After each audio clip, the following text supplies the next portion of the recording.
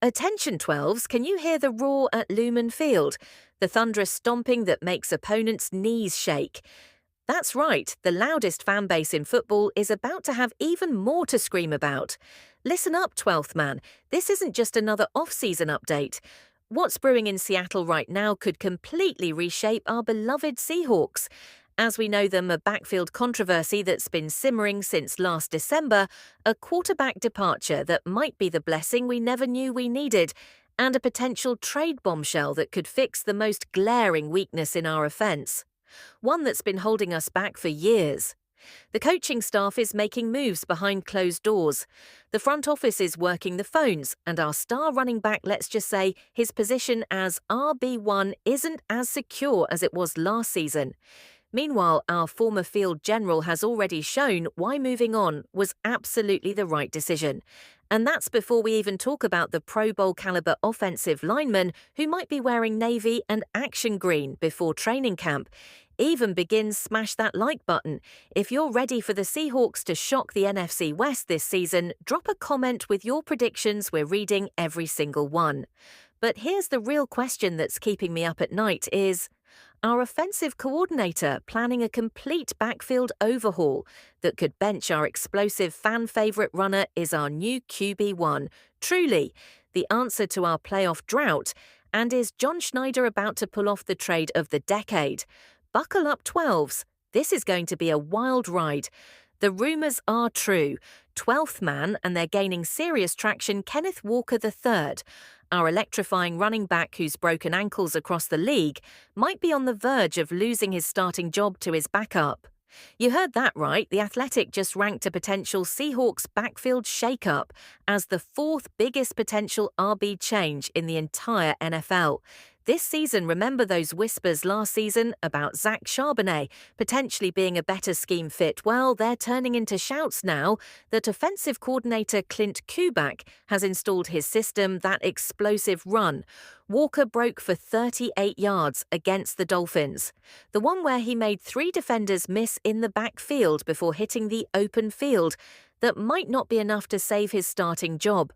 Jake Seeley at The Athletic didn't mince words. Kenneth Walker III's injuries in 2024 play opened the door for Charbonnet to take the lead. This backfield ultimately favouring Charbonnet is quite possible, especially with Clint Kubiak. Now, the offensive coordinator, I know what you're thinking. 12's Walker is clearly the more dynamic athlete we've all seen him. Make defenders look like they're stuck in quicksand. We've witnessed those jaw-dropping cuts that defy physics.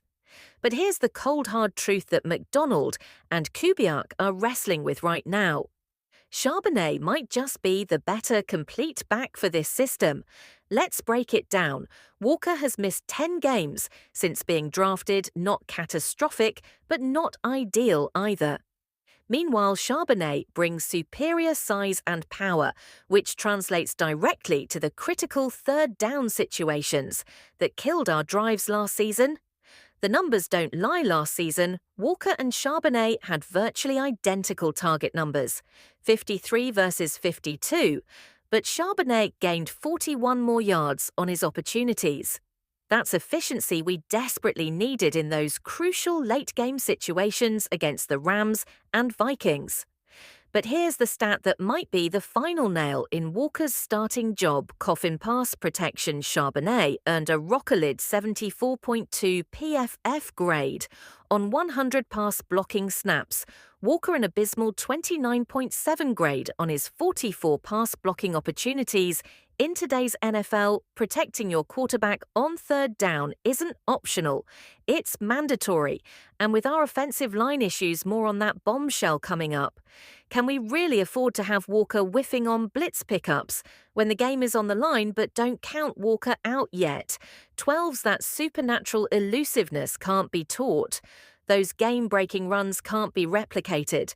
The question now becomes, will Coach McDonald value explosiveness over reliability? Will he prioritize home run potential over consistent 4-yard gains? The entire season might hinge on this decision. And speaking of decisions that could change everything, what happened with our former quarterback might be the best thing that could have happened to this franchise. The ink on Geno Smith's trade papers has barely dried 12s, and he's already proving why General Manager John Schneider made the absolute right call sending him to Las Vegas. Remember that feeling in your stomach when Smith would drop back in the red zone late, in a tight game that moment, of please just don't throw an interception that had us all holding our breath? Well, Raiders fans are about to experience